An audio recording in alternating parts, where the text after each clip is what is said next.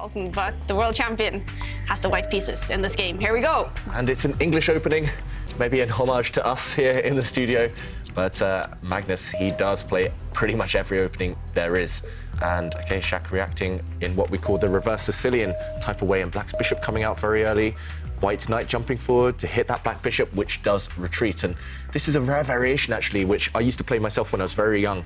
But it's experienced a resurgence, this line. Very popular lately. I lost you when you were a baby in this variation at the Isle of Man, and I also had this with the white pieces about 2 weeks ago in the Reykjavik Open. A great competition, you know. So very lovely place, Iceland. Bit like Norway, I'd say. Similar. Was it cold?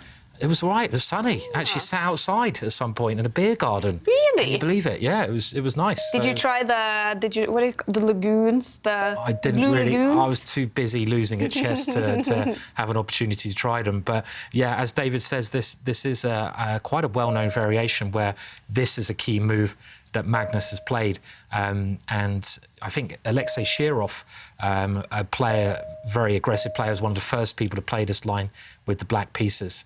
But White now has the bishop pair, which Magnus loves. He loves having the two bishops. Yeah, White has the bishop pair, so long-term that will be a huge factor. I was about to say Shaq in return has a great pawn centre, but this last trade, I'm very, very surprised by, I must say. Maybe I'm not quite up to date here with the opening theory. Maybe this is kind of advocated by computers. But usually, as Black, you want to close the position because your opponent has the bishops. White here, the bishops coming to life later on. Instead, trading pawns, opening lines, will help those pieces later. So, OK, surprising. It is surprising, and I'm just checking the engine to see whether it's the top choice. It actually is a little bit of the top choice. Other moves are actually developing the light square bishop. But in terms of human games in the database, no one plays it. Yeah. OK. It's very positionally dubious, as you say, David, because when you're playing against the two bishops, as Black is, White has the two bishops. Bishops are like arrows. They shoot across the board, and you want to keep them closed in. You want to keep them inside. You don't want to let the arrows come out into the open fields. And by playing like this, you're allowing the bishops to play. So I think the only justification I can think of is that Black has to use his pieces quickly and maybe try to break in the centre with some quick push to open it up, because White's not castled yet. Yep, so Black does have a small lead in piece development. Black has already got his king to safety. Black does have pawns that he can throw forward. For example, the white knight in the centre of the board looks nice and pretty, but Black can kick that away with a pawn on the next turn. So maybe Black is just trying to gain a bit of speed, gain tempi, as we call it in chess, when you gain several moves in a row.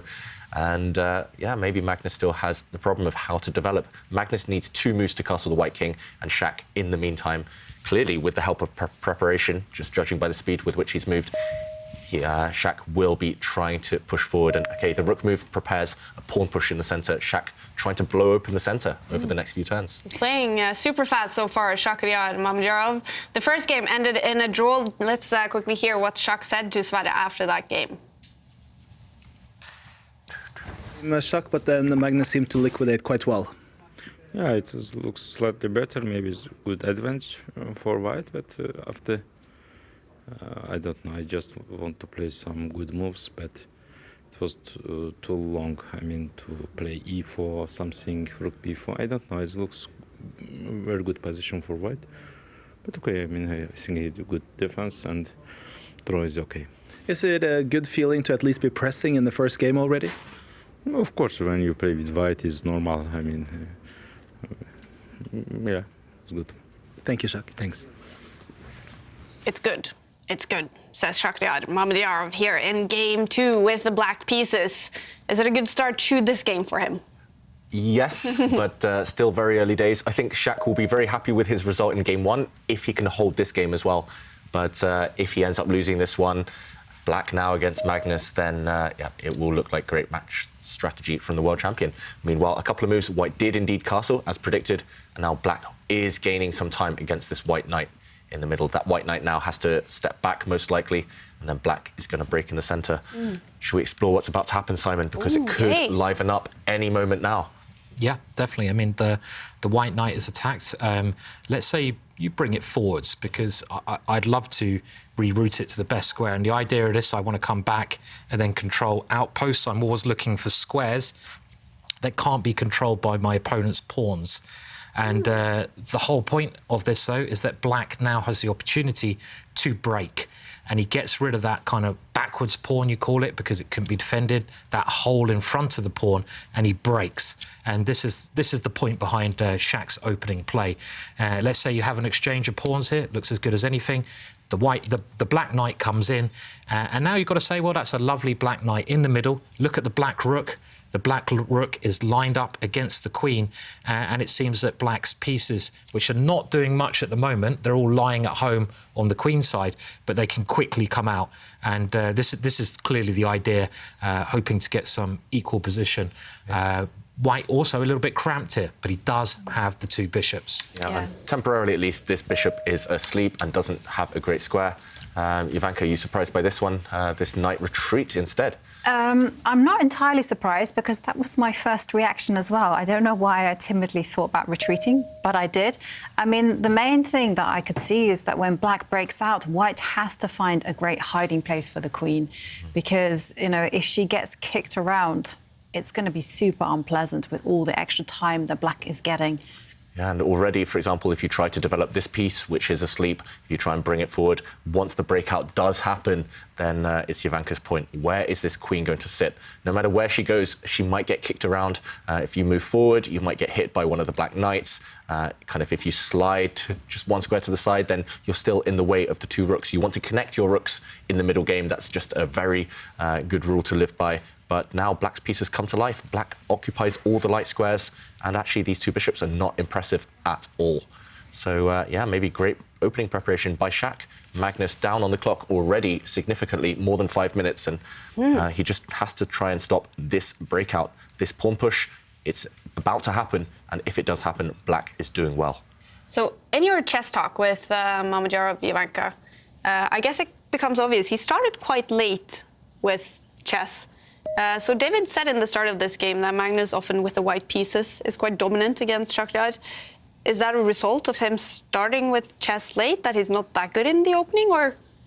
No, I don't necessarily think so, because, you know, during the chess talk, he kind of said how incredibly hard he worked. I think it's just a reflection more on, like, Magnus's insane talent. You know, he is a legend, you know, probably best person to have ever played chess, ever.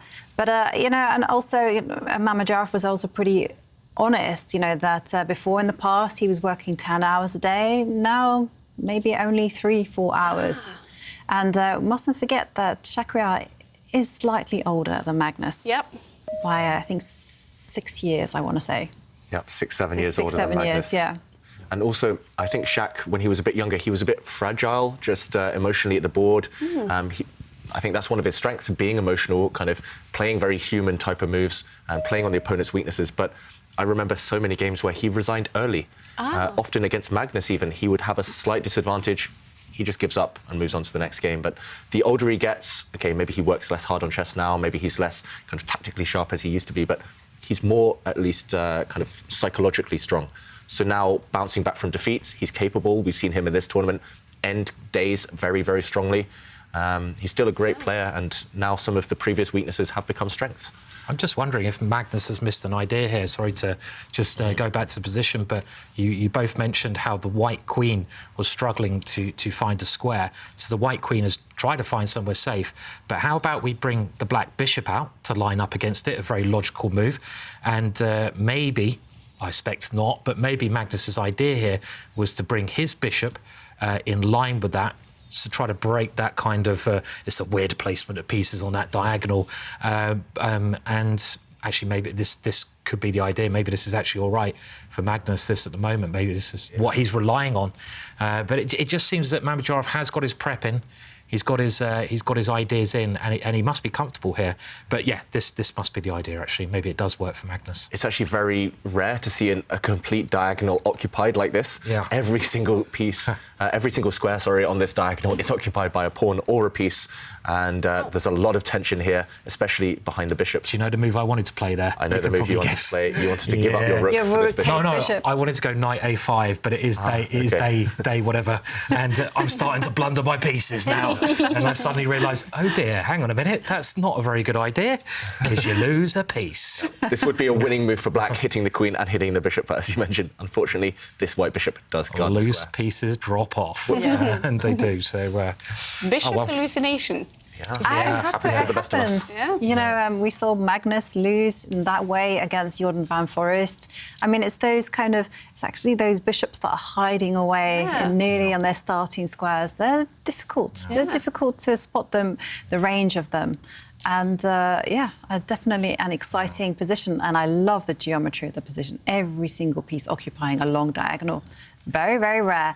And definitely a tense position. And once again, you guys have been awesome with the selfies. And I just wanted to share with you a few selfies because Festim is watching the show and watching the chess whilst boarding the plane.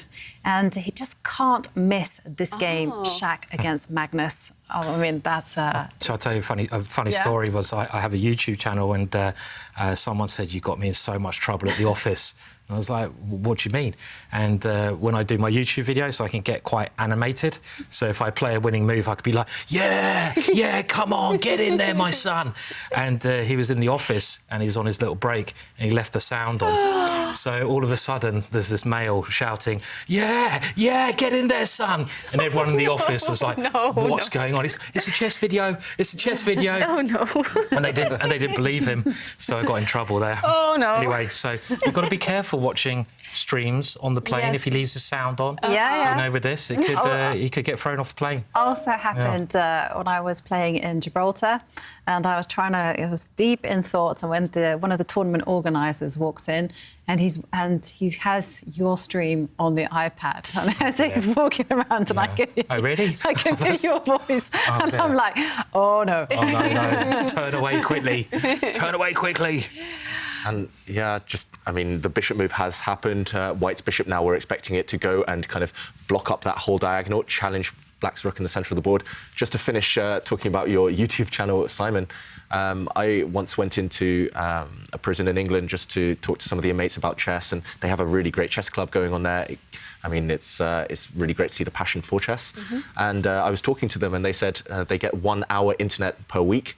And one of them, one of the inmates there, he said he spends it watching Simon, the Ginger GM's YouTube channel. Apparently, I'm very popular in prisons. I've heard that before. Heading that way yourself? With your cake stealing? Well, it's funny you say that, Kaya. I nearly got arrested today. Sense of deja vu. So I had breakfast. I was meeting a friend in town. Well, I thought I was going to get arrested, and I got on the tube, had my coffee. So I getting on the tube, chilling out. It's only a couple of stops. Then I saw at the end of the tube a ticket man coming, and I thought, oh no, I've forgotten to get a ticket. Oh, no. And he's coming nearer and nearer. No. And I'm like, what do I do? And I go, oh yeah, the phone. So I'm downloading the app, and he's like, getting a little bit nearer. Tickets, come on, app. Getting a little bit nearer, come on. His ticket, and it's like, yeah, there you go. Just got there in time. So he was very slow checking the people. I had the app. I just had to buy the ticket. Oh yeah, and it takes forever, right? And I'm going under a tunnel. Wi-Fi down. It's like, so, whew, 2 days in a row now. What a dramatic 2 start to the days in a day. row. Hopefully that bodes well for more drama on the board as well in the tournament today. For you, Simon. Simon heading for prison one of these days. Yeah, knock on wood. Yeah, hang on a minute. It's a little bit harsh. I only avoided getting a ticket. I forgot. And I like my cake. Sure, so, you know. Community services, I think. Dramatic Oslo travel here for Simon Williams. Is it starting to get dramatic on the board, David? It is, because White's last move was actually really, really provocative. White's dark square bishop moved out the way. So look at the tension on that diagonal. The white queen, OK, it has been occupied now, this diagonal. I was about to say the white queen was about to come under heavy fire.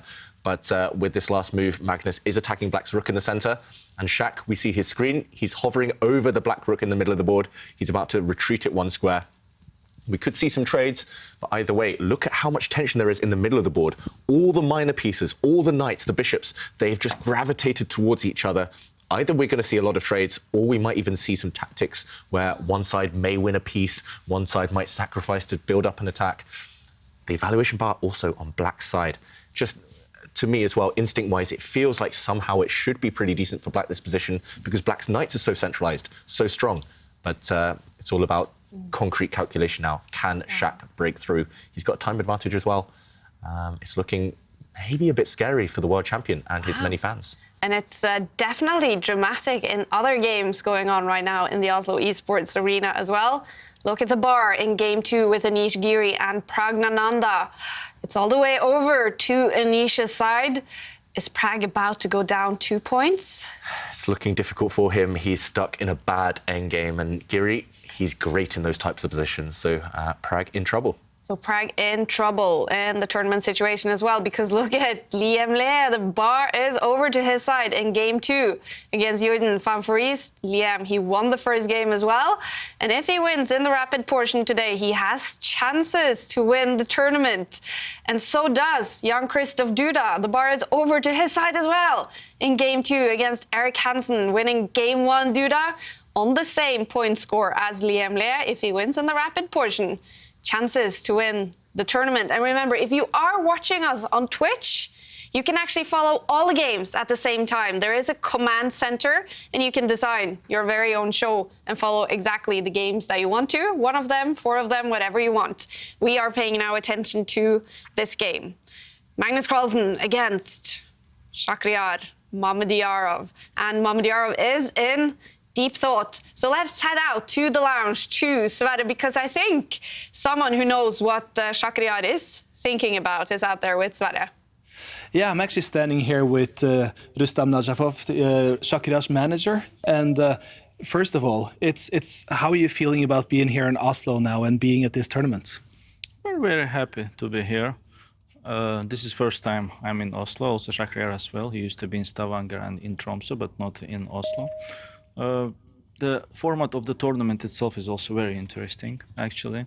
It's kind of the new digitalization of the chess and in a new global life generally. We're very happy to be here. But it's been fun to watch Shakhriyar here. I was lucky enough to be able to join you guys yesterday to the chess pub here in Oslo, the Good Night, and really seeing how Shakhriyar interacts with other people, with the chess community here, and he's such a people person. He's a very simple person in general. He likes very socializing, let's say. I was working in a chess club in Baku in from 2005. I met him there. He was quite already a famous person, a famous chess player.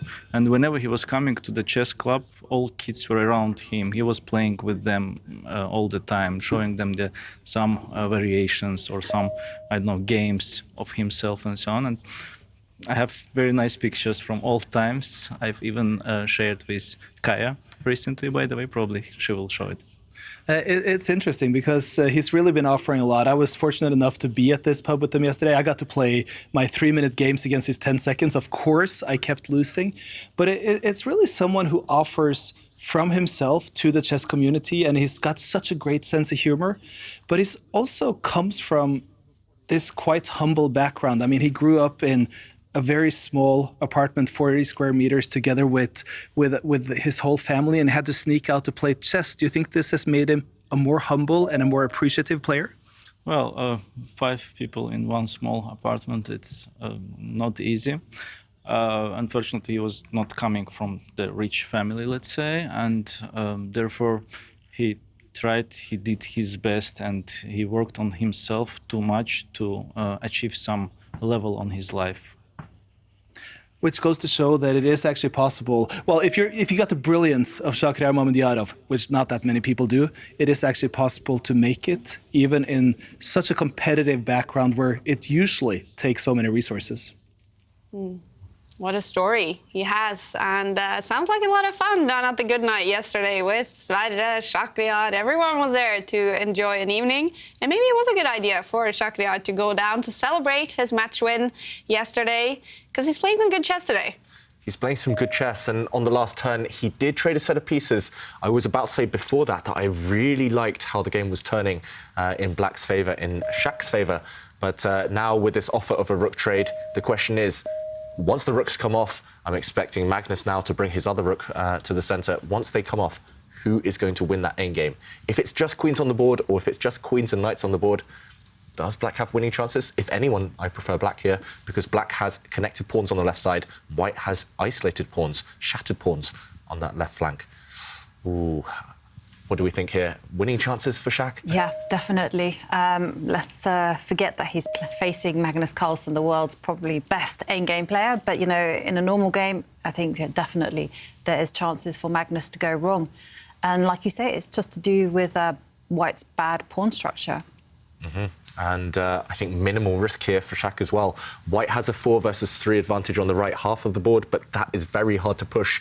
If White pushes any pawns in front of his own king, then there could be danger. Queens and knights will combine, and OK, instead, the White queen's stepping back. So Magnus, he's in defensive mode again, but we were just discussing this a moment ago.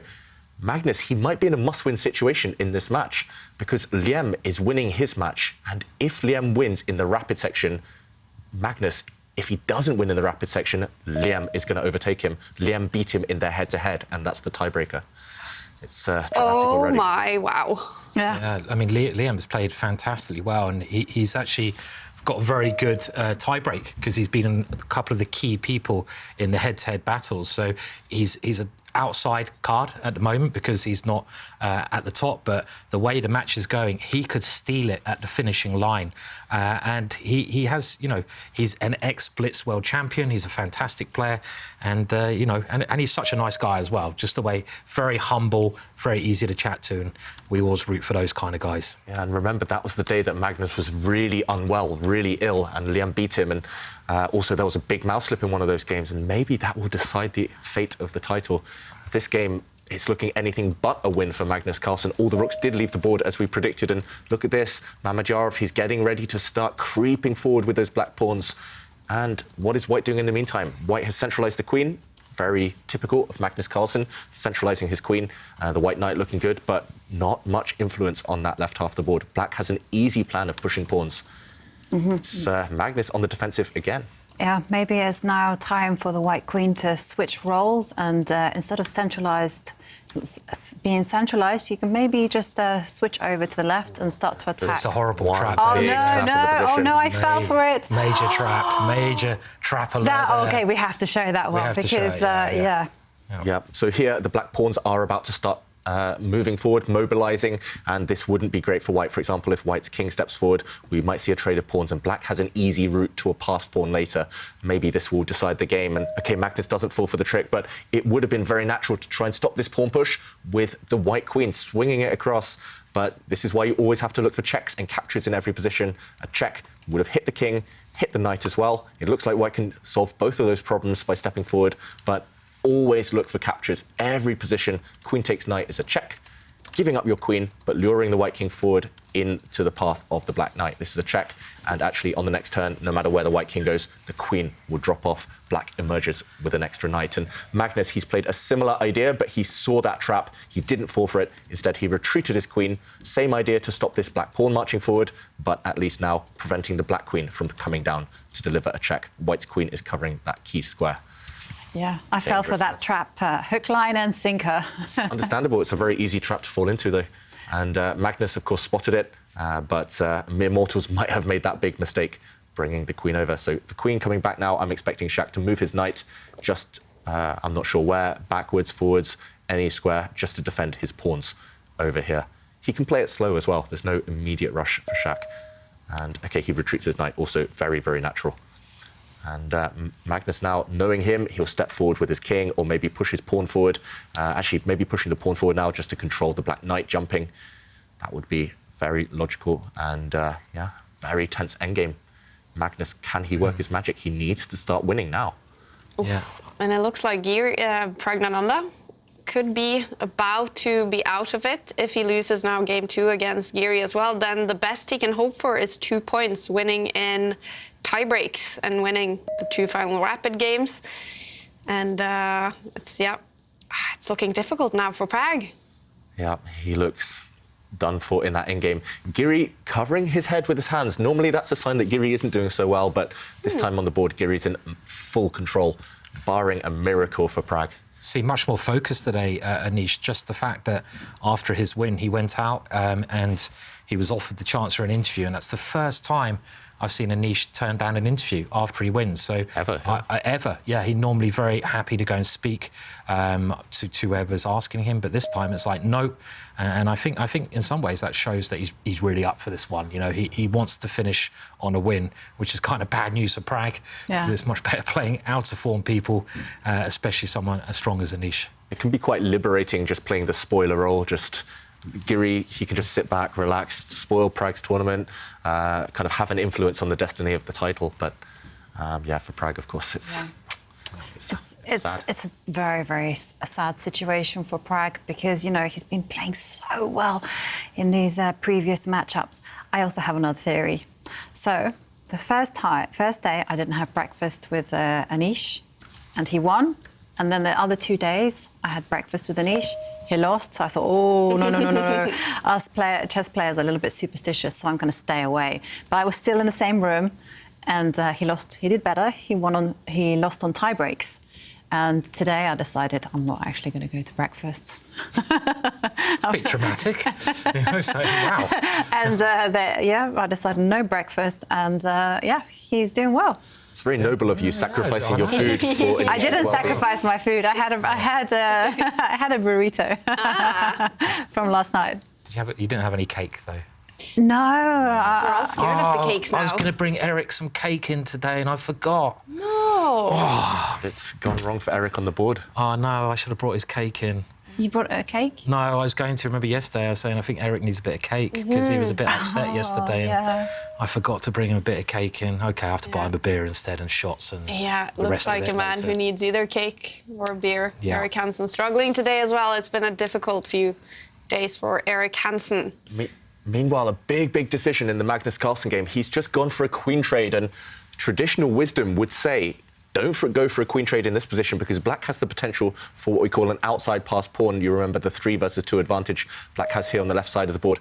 But, OK, surprising as well. Why not bring the Black king towards the centre? Because now White's knight can jump into the middle of the board.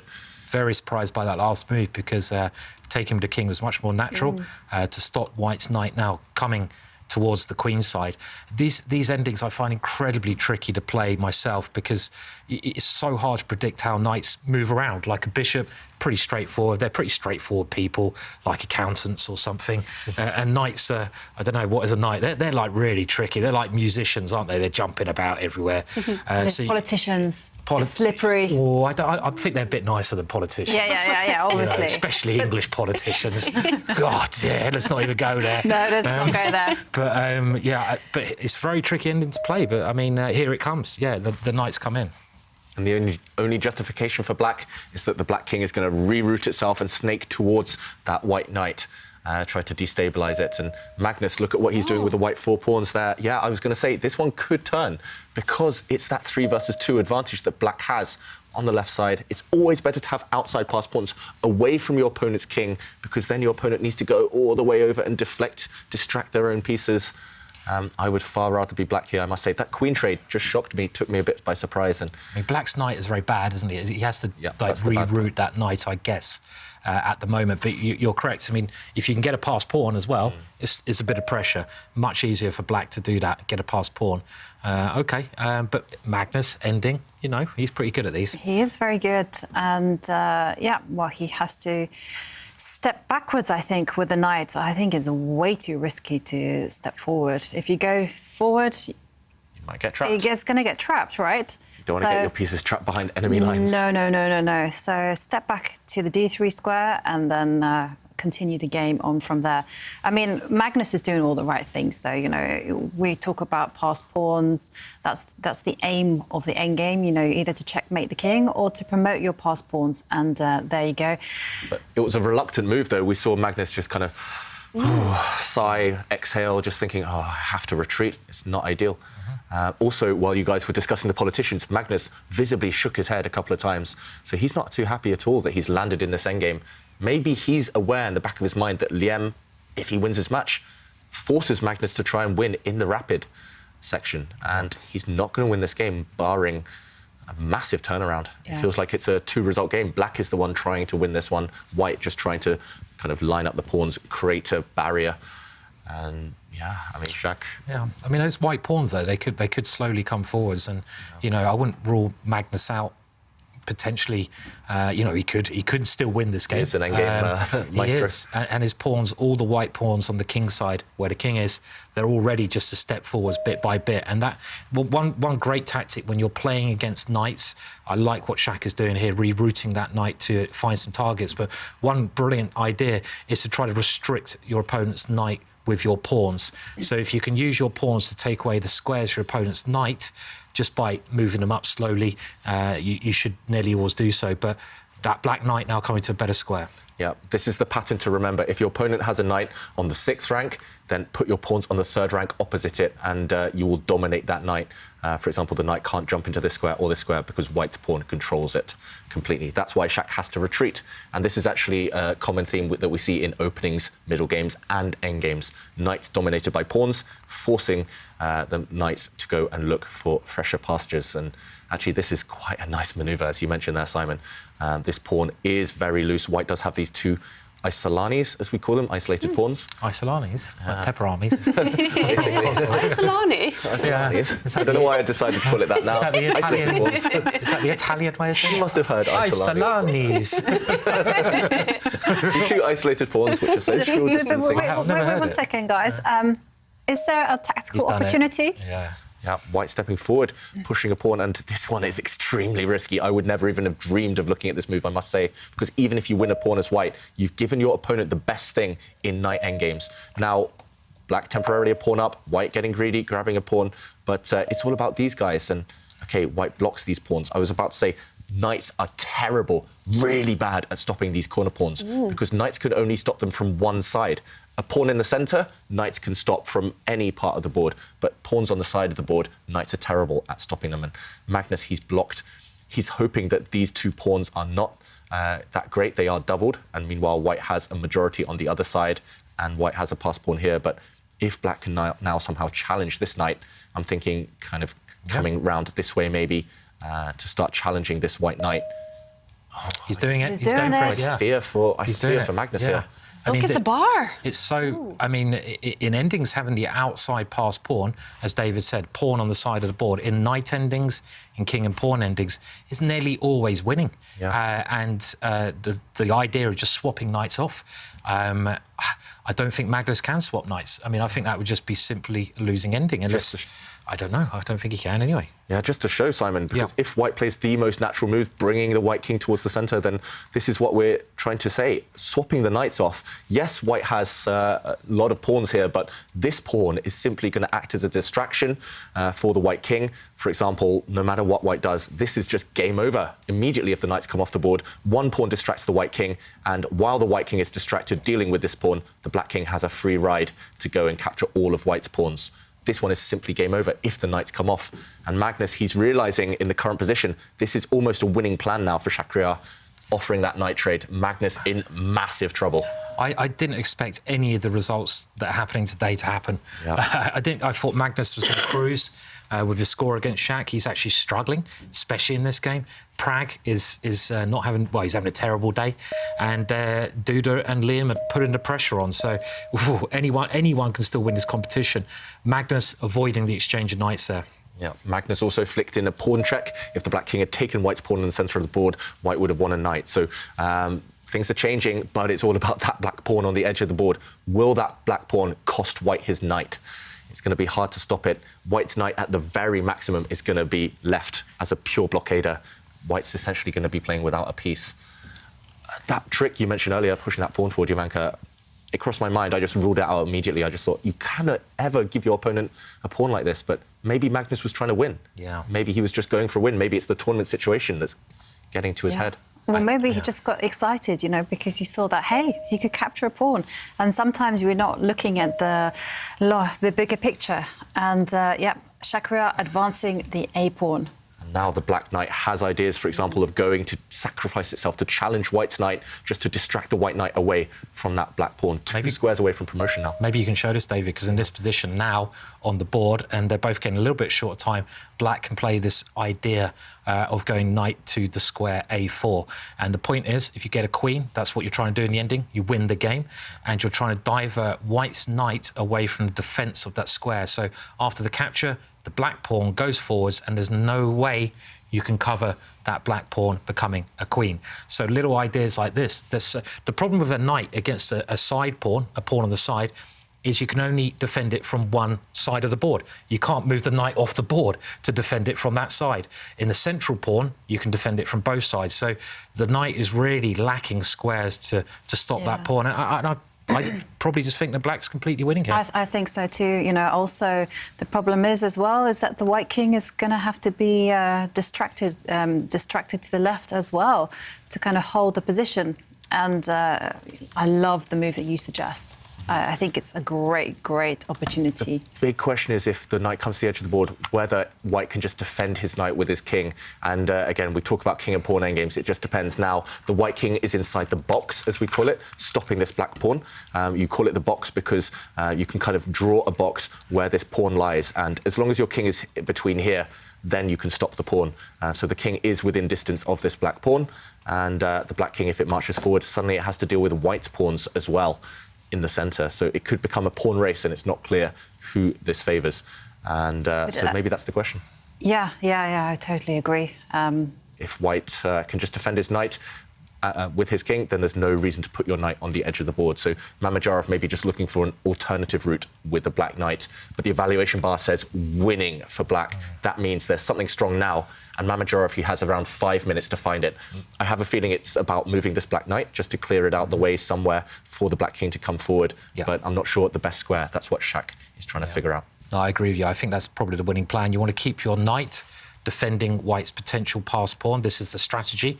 And the black king can then come in that route you mentioned, David, just towards the other area of the board. And this simple strategy, you can even give the black knight up for the white pawn because you've got that wing pawn. You've got the passed mean a pawn that can't be blocked, the passed pawn on the side of the board. And he has done the similar idea. He's moved the knight to block it, and now the black king is ready to come forwards. This looks very clever because it looks a bit scary at first. You've put your knight in range of white's pawns, but after the pawn steps forward, OK, we'll see a trade, for example, and now the black knight just moves.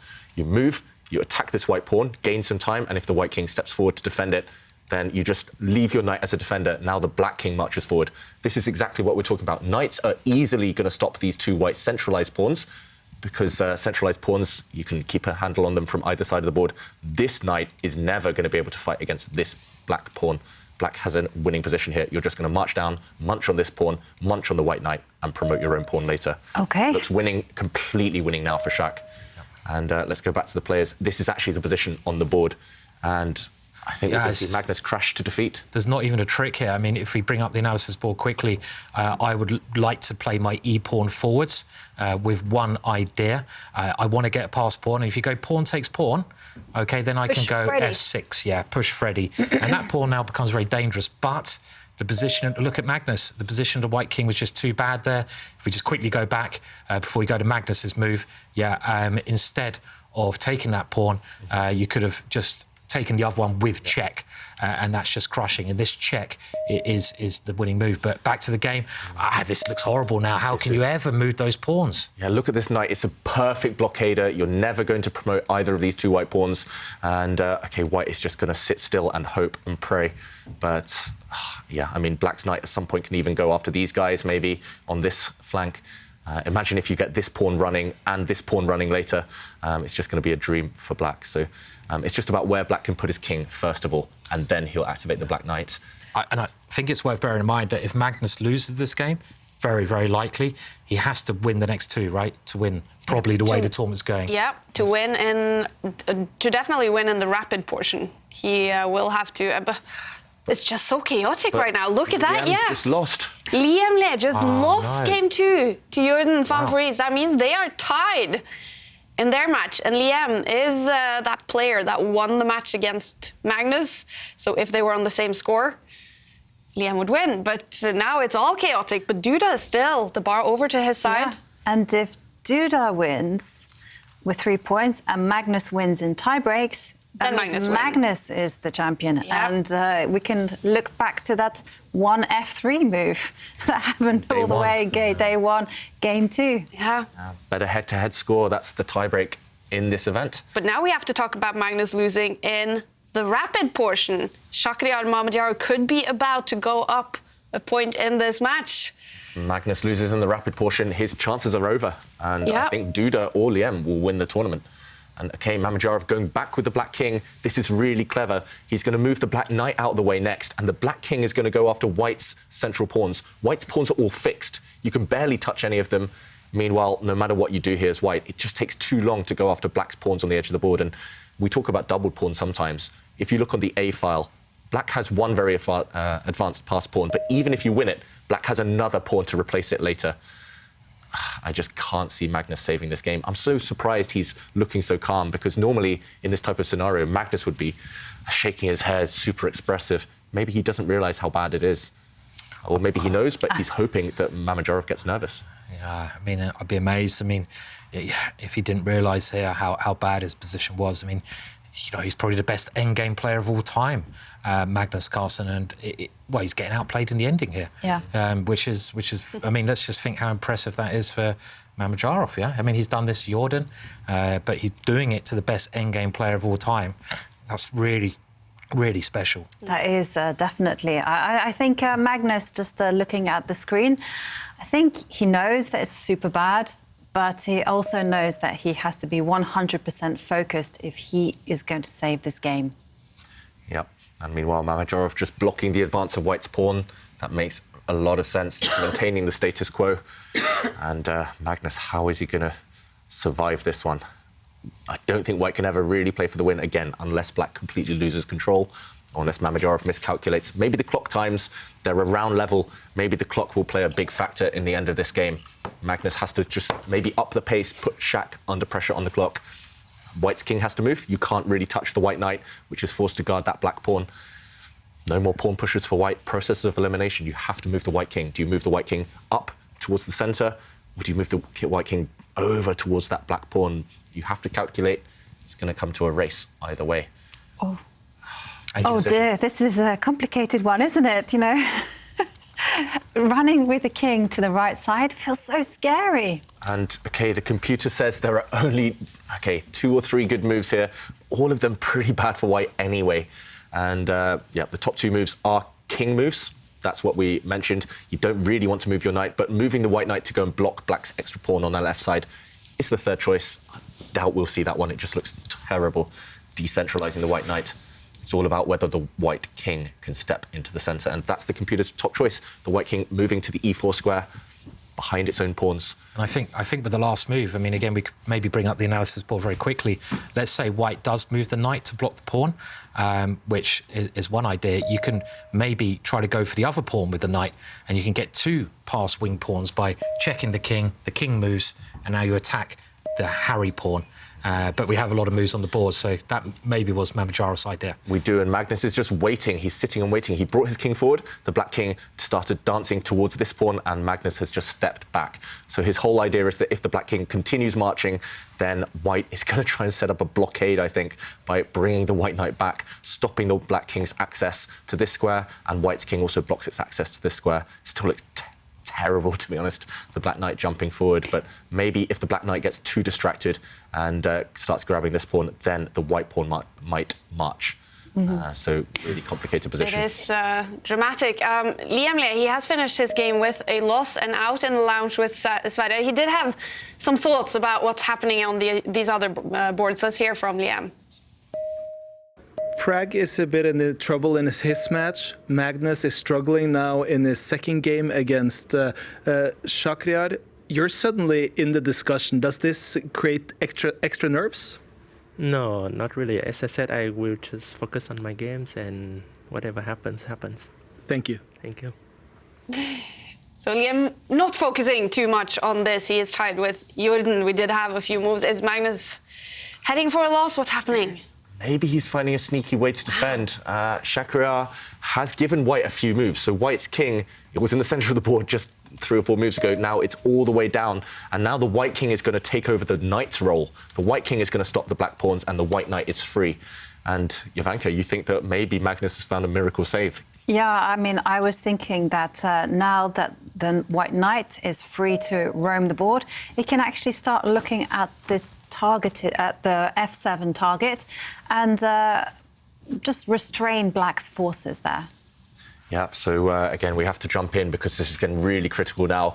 The Black King wants to march into the centre, taking the white pawns, but this would be met possibly by a knight check. And suddenly the Black King, once it takes this pawn, would drop a pawn of its own. Suddenly things are disappearing and maybe White is getting closer to the draw, depending on whether he can eliminate all of Black's pawns. But instead of this king move, we saw Shak jump in with the Black Knight, hitting this pawn, and White going after the black pawns himself. And we mentioned wing pawns being the key.